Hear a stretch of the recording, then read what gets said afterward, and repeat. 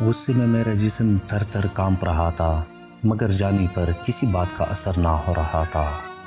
اس نے پھر میرا بازو پکڑ لیا۔ شہزاد کا غصہ آسمان کو چھونے لگا۔ اس نے ایک بھرپور تپڑ جانی کے چہرے پر جڑ دیا، جس کی آواز تمام مسافروں نے سنی۔ جانی کی برداشت کی حد ختم ہو گئی۔ اس نے میرا بازو چھوڑ دیا اور شہزاد کو گھسیٹ کر بس سے باہر لے گیا اور اسے بے دردی سے مارنے لگا۔ میں نے کافی شور مچایا، مگر کسی نے بھی میری آہ و فریاد نہ سنی۔ سب انجان بن کر ایک انسان کی بے بسی اور ایک درندے کی وحشیانہ پن کا تماشا دیکھتے رہے۔ شہزاد جانی کی مار کھا کر بے ہوش ہو کر زمین پر گر پڑا۔ جانی پھر بس کے اندر آ گیا اور مجھے بھی گھسیٹتا ہوا باہر لے گیا۔ میں بہت واویلا کیا، مگر کوئی بھی میری مدد کو نہ آیا۔ سب بزدل تماشائی بنے بیٹھے رہے۔ میں نے روتے ہوئے جانی کو خدا اور رسول کے واسطے دیے اور کہا، میں اس کی بیٹیوں کی طرح ہوں، وہ مجھ پر رحم کرے اور مجھے چھوڑ دے۔ مگر جانی پر میری آزاری کا کوئی اثر نہ ہوا۔ اس کا تو ضمیر ہی مر چکا تھا۔ مسافروں میں سے کسی میں اتنی ہمت اور جرأت نہ تھی کہ آگے بڑھ کر جانی کا راستہ روکتا یا اس ظلم اور زیادتی کے خلاف سینہ تان کر کھڑا ہو جاتا۔ سب کے سب بس کی کھڑکیوں میں سے ایک مجبور اور بے بس عورت کا تماشا دیکھ رہے تھے۔ جانی مجھے لے کر آگے بڑھنے لگا۔ میں نے مزاحمت کی، کھونسنے لگی، مگر میری مزاحمت نے جانی کے غصے کو اور ہوا دی۔ اس نے میرے شہزاد پر گولیاں برسا کر میری آنکھوں کے سامنے ہی مار ڈالا۔ میں لمحوں میں بیوہ ہو گئی۔ میں شہزاد کی لاش سے لپٹ کر رونا چاہتی تھی، مگر جانی نے مجھے ایسا نہ کرنے دیا۔ وہ مجھے گھسیٹ کر آگے لے گیا اور پھر ایک جگہ رک کر بس کے مسافروں کو مخاطب کر کے کہنے لگا، میں اس لڑکی کو لے جا رہا ہوں۔ اگر کسی مائی کے لال میں ہمت ہے تو آ کر اسے بچا لے۔ میرا نام جانی ڈکیت ہے اور جانی نے کبھی ہارنا نہیں سیکھا۔ یہ کہہ کر جانی پلٹا۔ میرا ہاتھ اس کی مضبوط گرفت میں تھا۔ میں مسلسل چلا رہی تھی اور حسرت بھری نگاہوں سے مسافروں کی طرف دیکھ رہی تھی کہ شاید کوئی غیرت مند مجھے بچا لے۔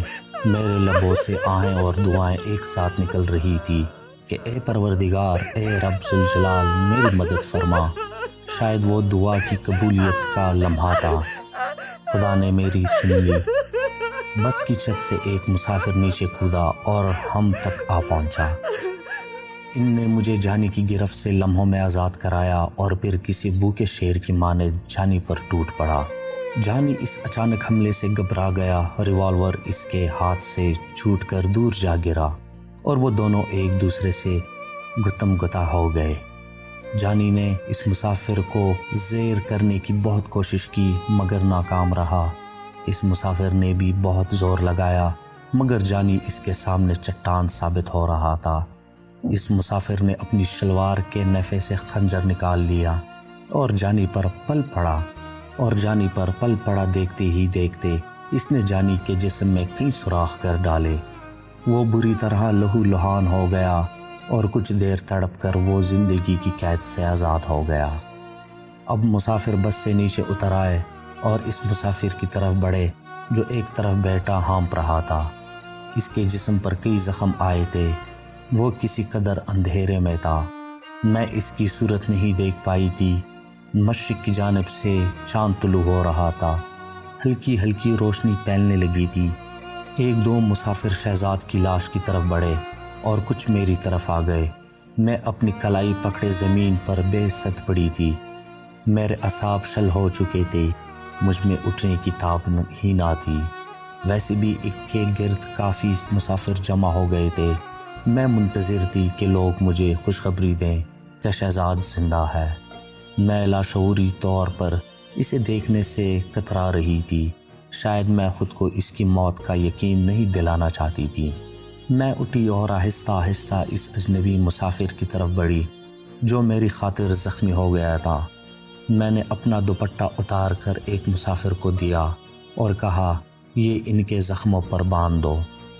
اس مسافر نے دوپٹہ پھاڑ کر اس کے زخموں پر باندھنا شروع کیا تو میں بھی اس کے قریب ہو گئی۔ میں نے اس مسافر کو دیکھا تو میرا وجود زلزلوں کی زد میں آ گیا۔ وہ ناصر تھا، میرا کزن، میرا ساب کا منگیتر۔ میں فوراً ناصر کے قدموں میں جھک گئی۔ میں نے روتے ہوئے کہا، ناصر، میں سمجھی تھی کہ تمہیں مجھ سے نفرت ہو گئی ہوگی اور تم میری شکل دیکھنا بھی گوارا نہ کرو گے، مگر آج جو کچھ تم نے کیا وہ میں زندگی بھر نہ بھولوں گی۔ ناصر نے میری طرف دیکھا اور کراہتے ہوئے بولا، سلمیٰ، عزت سب کی سانجھی ہوتی ہیں۔ یقین کرنا سلمیٰ، مجھے قطعی یہ معلوم نہیں تھا کہ جانی کا شکار ہونے والی لڑکی کون ہے۔ یہ تو مجھے اب پتہ چلا ہے کہ وہ تم ہو۔ سلمیٰ، شاید قدرت کو ہمارا ملن منظور نہ تھا۔ میں قدرت کے اس فیصلے پر شاکر ہوں۔ تمہاری جگہ کوئی لڑکی بھی ہوتی تو تب بھی میں وہی کچھ کرتا جو اب کیا ہے۔ مجھے اس بات کا افسوس ہے کہ میں تمہارے خاوند کو نہیں بچا سکا۔ شاید تمہاری قسمت میں یہی لکھا تھا۔ یہ کہہ کر ناصر نے میرے سر پر ہاتھ رکھ دیا۔ میری آنکھوں سے تشکر کے آنسو بہہ کر نکلے۔ وہ میرا ہاتھ پکڑ کر شہزاد کے پاس لے آیا اور تب میں وہ خوفناک منظر دیکھنے پر مجبور ہو گئی جس سے میں آنکھیں چرا رہی تھی۔ شہزاد لہو لہان تھے اور ان کی ویران آنکھوں میں جیسے تشکر بھرا ہوا تھا۔ مجھے یوں لگا جیسے وہ ناصر کے شکر گزار ہوں کہ اس نے ان کی عزت لٹنے سے بچا لی۔ مجھے رہ رہ کر اپنی سوچ پر افسوس ہو رہا تھا کہ میں زندگی بھر ناصر کی بدصورتی کی وجہ سے اس سے نفرت کرتی رہی۔ میں نے اس کے کردار کی خوبصورتی پر توجہ نہ دی۔ آج مجھے پتہ چلا تھا کہ گاؤں کے سبھی لوگ اس کی تعریفیں کیوں کرتے تھے۔ وہ واقعی تعریف کے قابل تھا۔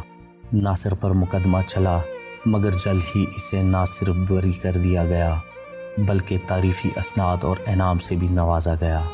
جب ان حالات کا علم میرے والدین کو ہوا تو ان کے سر بھی ناصر کی عظمت کے سامنے جھک گئے۔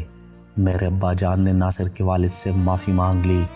برسوں بعد بھائیوں میں خود بخود صلح ہو گئی۔